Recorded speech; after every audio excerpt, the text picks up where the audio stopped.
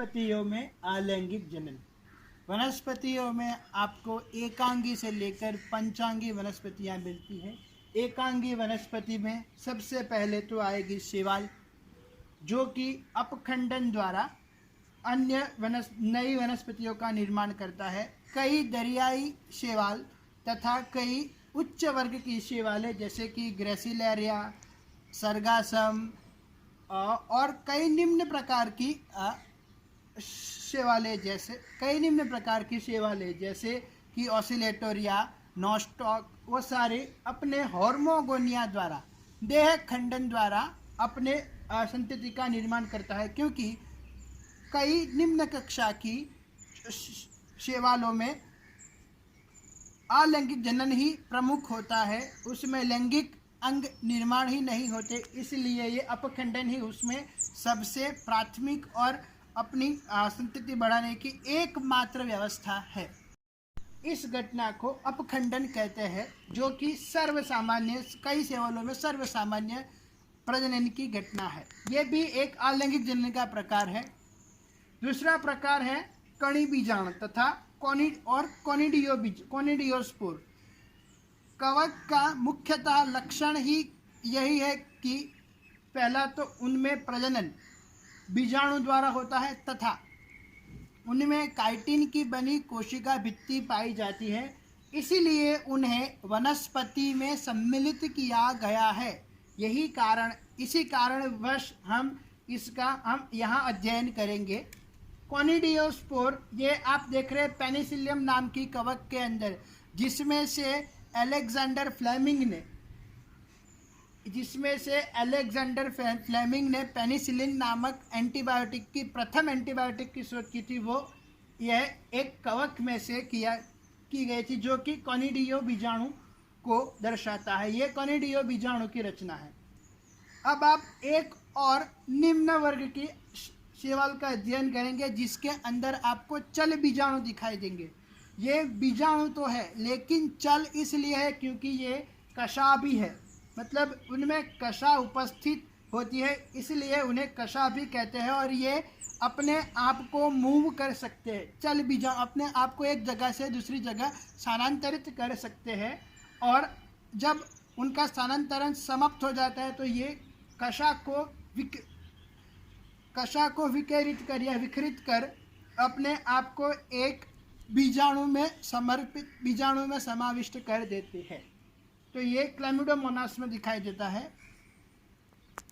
अब ब्रायोफाइट, आप जानते हैं ब्रायोफाइट सर्वप्रथम भ्रूणधारी वनस्पति है, जो कि जल एवं स्थल दोनों जगह पर निवास करने की वो आदि होती है, और उसे वनस्पति के उभयचर भी कहा गया है।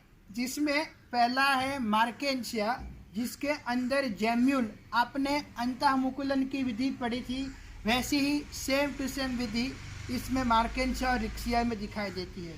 अब टेरिडोफाइट, सबसे पहले वाहक पेशीधारी वनस्पतियाँ, जिसके अंदर अलैंगिक जनन विरोह द्वारा होता है। विरोह की व्याख्या निम्नलिखित है।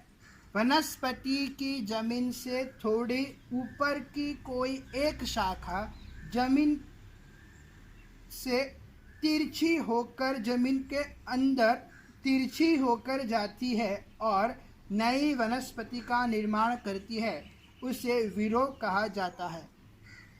अब जिम्नोस्पर्म आप सबको पता है कि जैसे कि वो सबसे लंबे वृक्ष तथा क्षुप में पाई जाती है। इनमें पौधे की अवस्था बहुत कम दिखाई देती है, और ये सबसे लंबी साइज वाले या सबसे ऊंचे वृक्ष कहलाते हैं। आपने देखा होगा कि सिक्वोया सेम्परविएंसिस एटलीस्ट 100 फीट तक लंबा हो सकता है।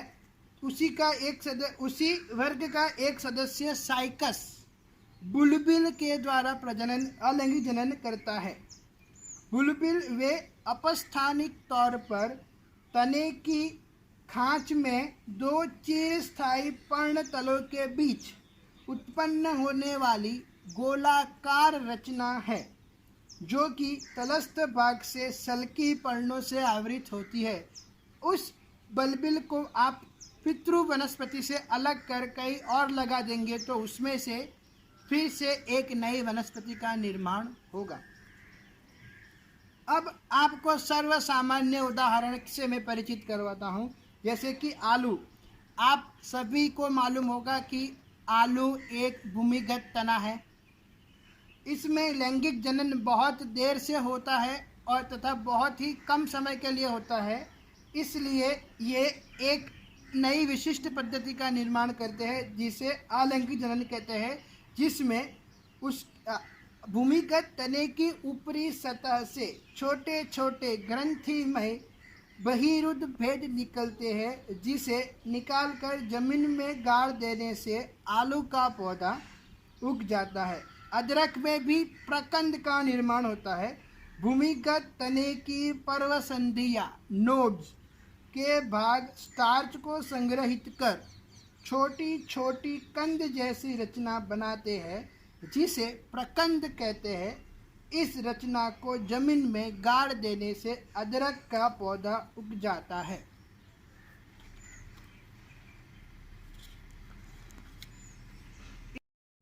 जड़ों द्वारा कायिक प्रजनन एक बार फिर से पढ़ लेते हैं।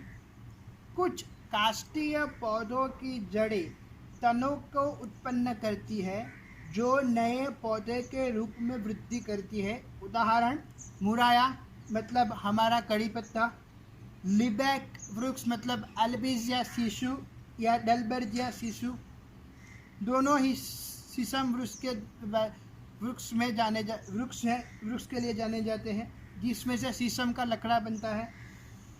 शकरकंद, एस्पेरेगस, डहालिया, टैपियोका, टीनोस्पोरा आदि की रूपांतरित ट्यूबर के समान जड़ों से कलिकाएं विकसित होती है तथा प्रत्येक कलिकाएं नए पौधों का निर्माण करती है। पत्तियों द्वारा कायिक प्रवर्धन। सामान्यतः पत्तियां कायिक प्रवर्धन में सहायक नहीं होती, पर ब्रायोफाइलम पिन्नेटम मतलब पत्थर चट्टा तथा ब्रायोफाइलम डाइग्रीमोंटिएनम की में पत्ती की किनारों के साथ विकसित होती है, जो पृथक होकर एक नए पौधे को विकसित करते हैं। बेगोनिया में भी पत्ती की सतह पर पिटियोल तथा शिराओं से पत्ती कलिका उत्पन्न होती है। वॉकिंग फर्न का प्रवर्धन पत्ती शीर्ष के द्वारा किया जाता है। प्रजननीय भागों द्वारा कायिक प्रवर्धन। पुष्प प्राथमिक रूप से लैंगिक प्रजनन से जुड़े होते हैं, किंतु ग्लोबा, एगव, प्याज आदि में विशेष बहुकोशिकीय रचनाएं बल्बिल्स कहलाती है।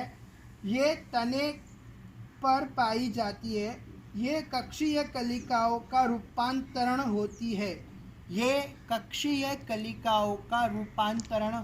है। ये जनक पादप से अलग होकर नए पौधे का विकास करती है।